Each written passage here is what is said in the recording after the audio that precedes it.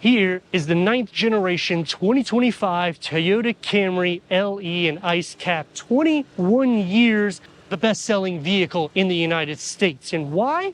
Because it's a family practical vehicle. It's now only optioned as a hybrid. More horsepower, more safety features, and standard features. I'm Anthony from Hawkeye Rides, and I'm going to go over some pros and cons of the new Camry and the comparable rivals, starting in the front. This is the only vehicle I know that you're going to start off with by projected LED headlights and daytime runnings on a base trim. That goes up into the SE. The XLE and the XSE will get a dual projected LED headlight, and that integrates into the top portion of the grille. Toyota badging will be in chrome. Horizontal bars starts for the LE because it's a little bit more settled, as well as a air pocket. When you go into the SE, you can option the XP package. That's going to blacken out the badge, and it'll give you an accent light, which will be standard on the XSE. Over 5 inches of clearance, and every trim has a hybrid powertrain this year, which is the 2.5 liter 4-cylinder, producing 225 horsepower. That's up 17 horsepower by the prior gen hybrid, and 163 pound-feet of torque paired to an ECVT transmission. It's a hybrid. So what are you thinking? MPGs. And what are we getting? 53 MPGs for the city, 50 MPGs for the highway. Now, this is not going to be a TRD or a GR, and they're not optioning anything for performance. You can get a sport tuned suspension in the SE and the XSE with bigger wheels. It would be an 18-inch wheel, and the XSE will go into a 19-inch wheel. But standard is these 16-inch wheels. So this is going to be more comfortable. The best MPGs that you can get. The lower skirt's not going to flare out. Every trim gets integrated LED turn signals on the side view mirrors and Toyota Safety Sense 3.0 with options in each tier.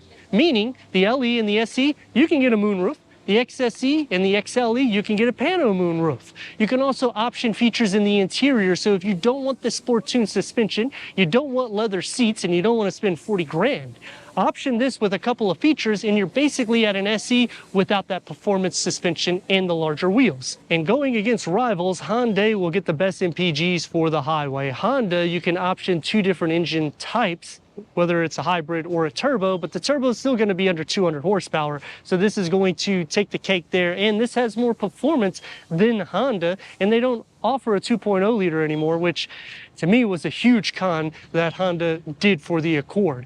As for Hyundai, you can have a few different options, and that's actually going to be the most powerful variant in class. Now, if you want power, the con, you have to go into the Crown, which is going to be over $55,000 to get the Platinum. But then the performance is crazy, but then the size is as well, making me wish that they had the TRD. Even though it's just a V6, they really just tuned the suspension and changed the aesthetics. Standard LED taillights that go into the Camry badging. This is going to get gloss black when you get into the SE, and you'll get a plate that's blacked out behind it on the XSE, as well as a trunk lid spoiler, and the lower would receive a diffuser and dual exhaust finishers. But on the LE, you're seeing it's a little bit more simplified. Hence, you're getting the best MPGs, which is the pro to me. But on the con is they're not offering anything for performance on any single trim. Quick release going into 15.1 cubic feet of storage. Bag holders start us off in the front. Underneath the floor, receives a spare tire and your jack. Split fold the rear bench in the back by just pulling these tabs, and that will increase the cargo to the Toyota Camry.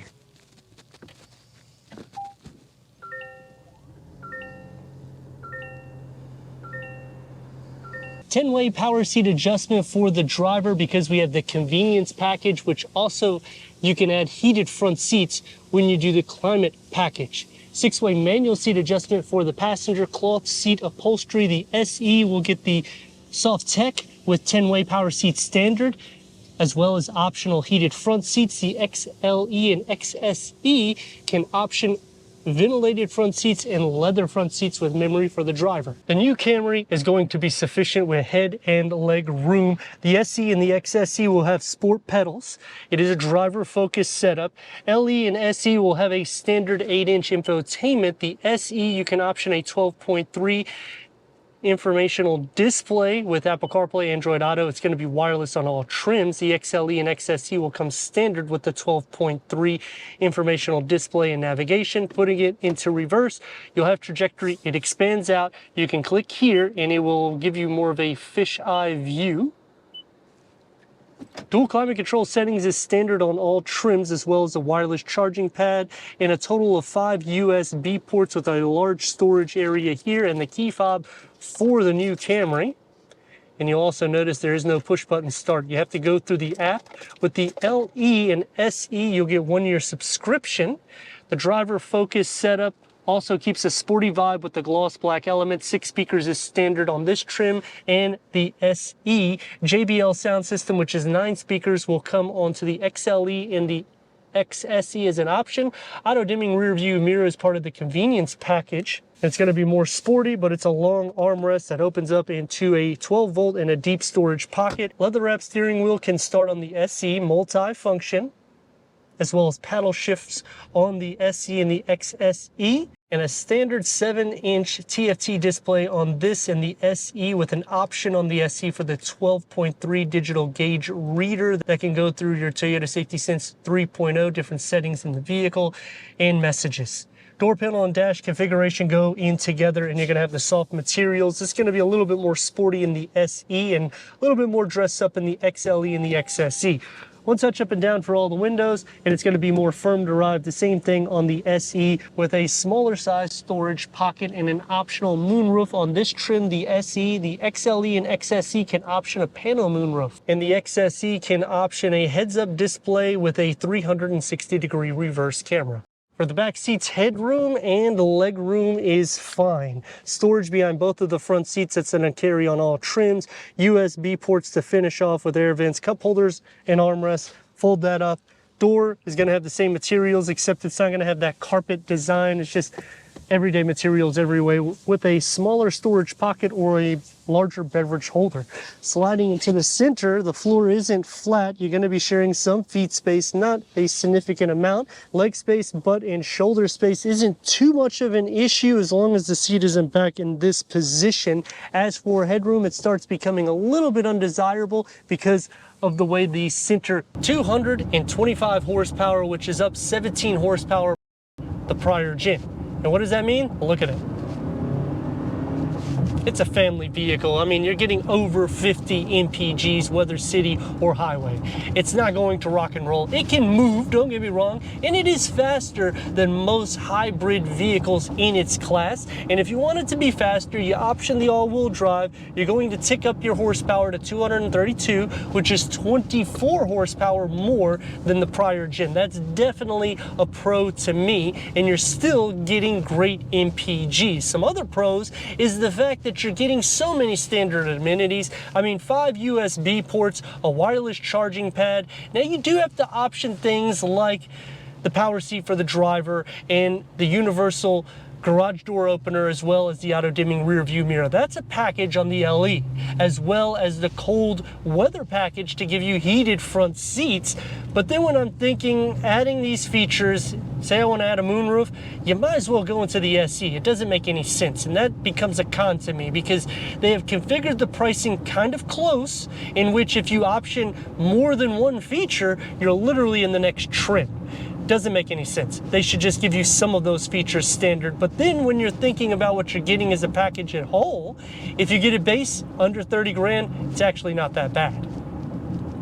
As for the competition, Honda is going to be one of the most expensive hybrid variants. Hyundai is going to be the least expensive variant, and you're going to have a little bit more amenities, especially when you're going in to their top trim, like manual sunshades in the rear. You don't have that even as an option in the new Camry. Another reason why I've chose the LE to do a review for the pros and cons is because so many people in the comments talked about the SE and the XSE, saying, well, that sport-tuned suspension and larger wheels, it changes the whole drive. It's actually about the same as this. We got 16-inch wheels, and I'm still feeling most of the imperfections that I'd feel in the SE trim, which is kind of a con because I'm getting such a small wheel. I would like the suspension to be a little bit more soft.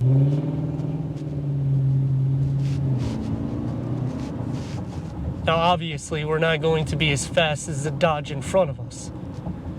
It's just nice that this vehicle has some performance underneath the hood, because when you're thinking about these small engines, typically you can't even do anything.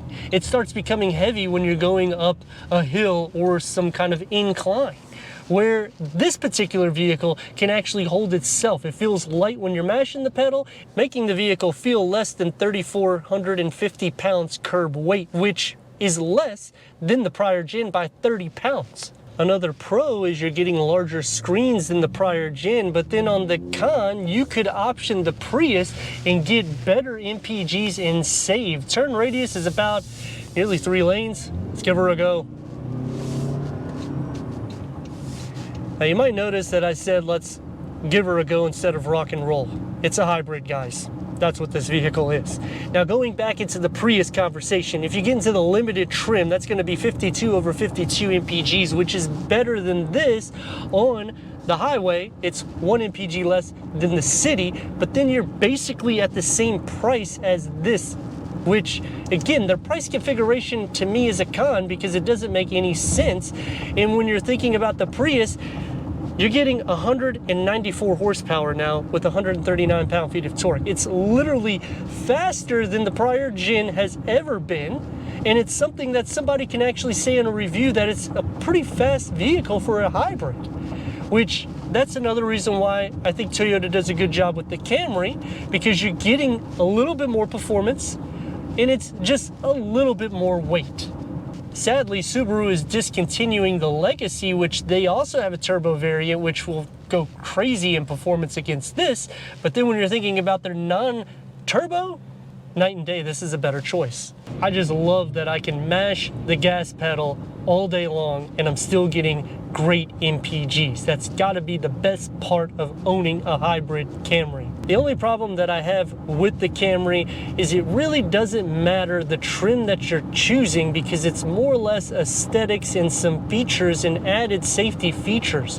So it almost makes me feel that maybe you should think about getting an LE, get it base, and do some aftermarket work, or add a few features but don't go too crazy, because then you're at SE money. But let me know what you think about my pros and cons in the comments, and if you're new to the channel, consider subscribing. Check out the next video, merchandise, website, and Instagram. Leave a comment and a like, and I'd like to thank Gettle Stadium Toyota for giving us this 2025 Toyota Camry LE for our car review.